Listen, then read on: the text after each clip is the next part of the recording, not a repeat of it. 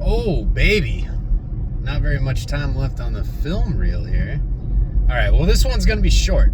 I want to talk today about hierarchical versus territorial thinking. I was reading The War of Art, and wonderful book, highly recommend it. And the author talks about this concept about how modern day society sort of almost indoctrinates you into this hierarchical thinking where you're always looking up or down, you're looking left or right. It's always your focus going somewhere outside of you instead of the one place you truly need to put it. And that's within you. Because within you lies your creative genius. Whatever it is that you want to do with your life, you can figure that out based on what you're in fear of. Fear really is just the manifestation on the exterior, the world that you perceive of something deep down that you want to do. You're in fear of it, not because it's not going to work out, but more so because you're fearful of your success and what that means for your ego. Now, in relation to hierarchical territorial, hierarchy is more so when you have a bad day, where do you go? What do you do? Do you immediately look outside of you? Are you going to text your friends? Are you going to go to your family? Are you going to look for somebody else outside of you to validate the problems that you're going through, validate your mood, validate your worthiness? Or are you more so a territorial person? What the author gave as a great example, I think this is probably the best example, is Arnold Schwarzenegger.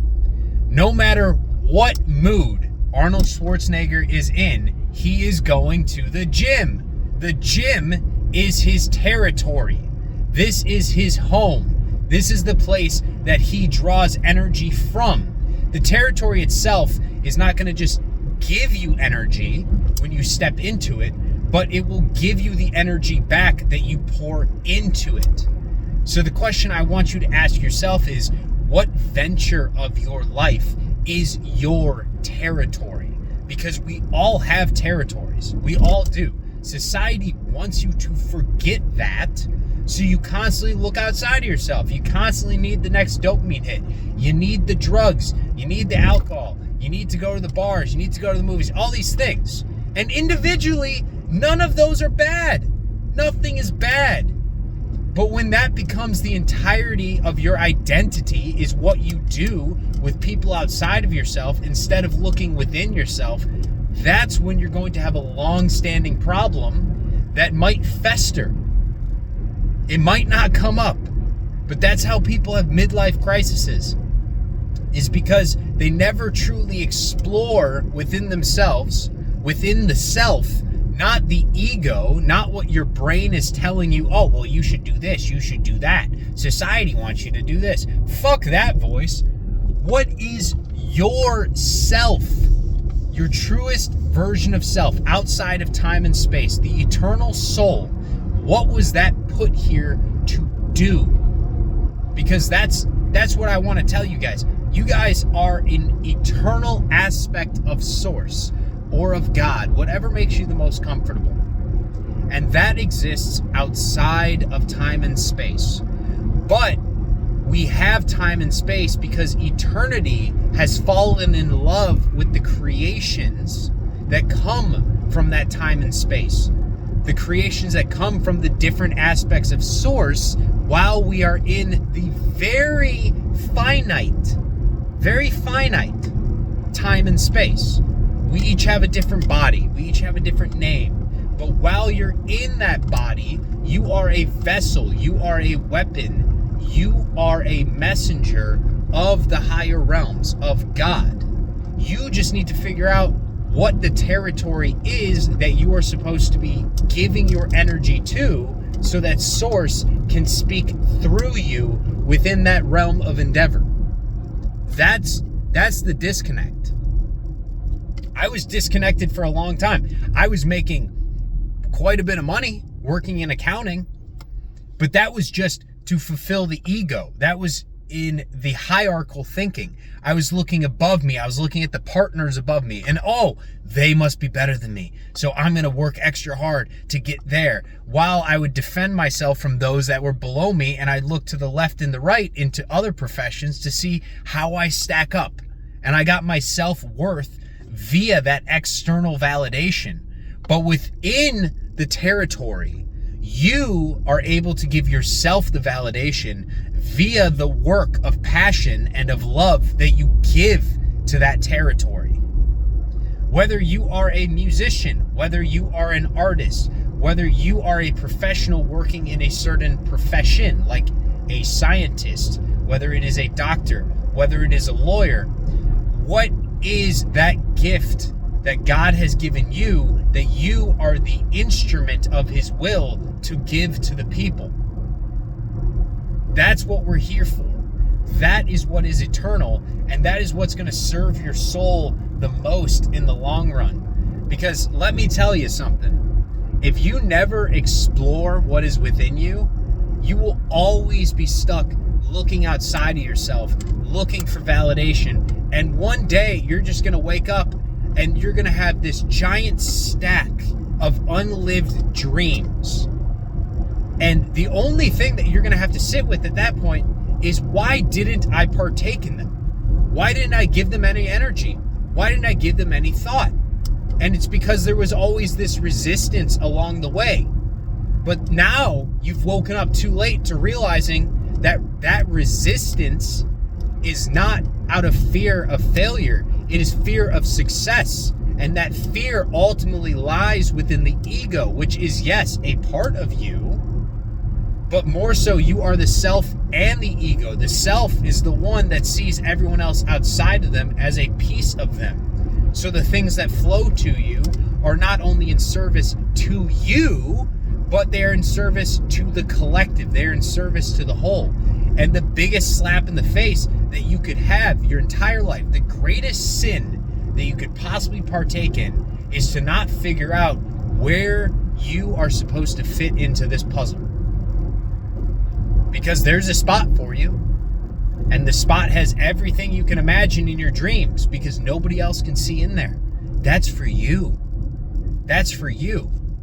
But the only way you can access that is to get out of the rat race, if that's what you want to call it, of the hierarchical thinking, of looking around, left, right, up, down. Oh my God, what are they doing? I got to keep up with the Joneses. If I am in a bad mood, I need to go talk to my friends. I need to go over here. I need to go to the bar. I need to drown myself in liquor. No, motherfucker, you need to go within.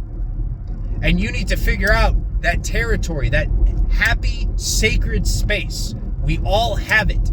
It's within us. The place that you can always go, and you are validated through the work that you perform while you are there, because it feels good. Imagine a world, just for a second, everyone's dead. It's just you. What are you going to do with your time? What are you going to do with your time? And this is one of the best arguments ever to figure out if it is something from the ego or if it is something from the self. Because the self is going to do things that would benefit everyone all the time, and they benefit yourself. But you don't need anybody else there in order to do it. This is somewhere like the gym. If there was nobody else alive, no one else here, I would still go to the gym. I would still exercise. I would still write. I would still speak aloud. Even if I'm not going to film it, I'm still going to give the space so that God can speak through me. Because anything less than that is a disservice to myself and to humanity. I don't have the wisdom that, I guess, I don't want to sound like egotistical or not humble, but the wisdom I have is not my own. It's not from me. It's because I've allowed enough space to clear out from myself enough of my own toxic self-limiting beliefs that now I can have something greater speak through me, act through me, to change the way I view myself in relation to other people, to have the self-realization that we are all in this together, that we are all human souls living a very temporary physical existence. And so from that space, I've grown as a soul, and I can now partake in the work that I was put here to do. But you have to find your territory. My territory in, I guess, my free time is the gym. I love being there. It's also in the library. Not that I physically go to the library, but I have a room in my house that I dictate as the library, where I read, where I write, where I journal. I have rooms and spaces where I dedicate it to meditation, to art, to actually becoming and to being myself removed from the outside world. That's the main message of this video, is what is that thing?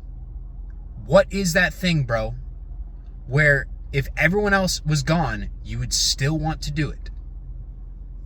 If you are a masterclass chef, I guarantee if there was no one else here, you would still create new cuisines. If you are a master at the piano or the guitar or any instrument for the matter, you're still going to do that, whether there's people here to validate you or not. You get your validation through the work because you love it. That is one of the best validations of all time, is the love that you pour into something, because you do get a return on it. It makes you feel good. It makes you feel whole. It makes you feel like you are expanding and exploring new growth opportunities within yourself to change yourself for the better. Okay, so that's what I want you guys to ask yourself. Are you spending too much time looking outward and not looking inward? And if you have been looking inward, where is that territory in which that inward vision of yourself would thrive? And can you start changing some of the daily habits that you might have, moving your schedule around in order to give more time to that internal self so that it may flourish and you may be the best instrument of source while you are in this temporary existence of time and space? All right? Love you guys. Catch you next time.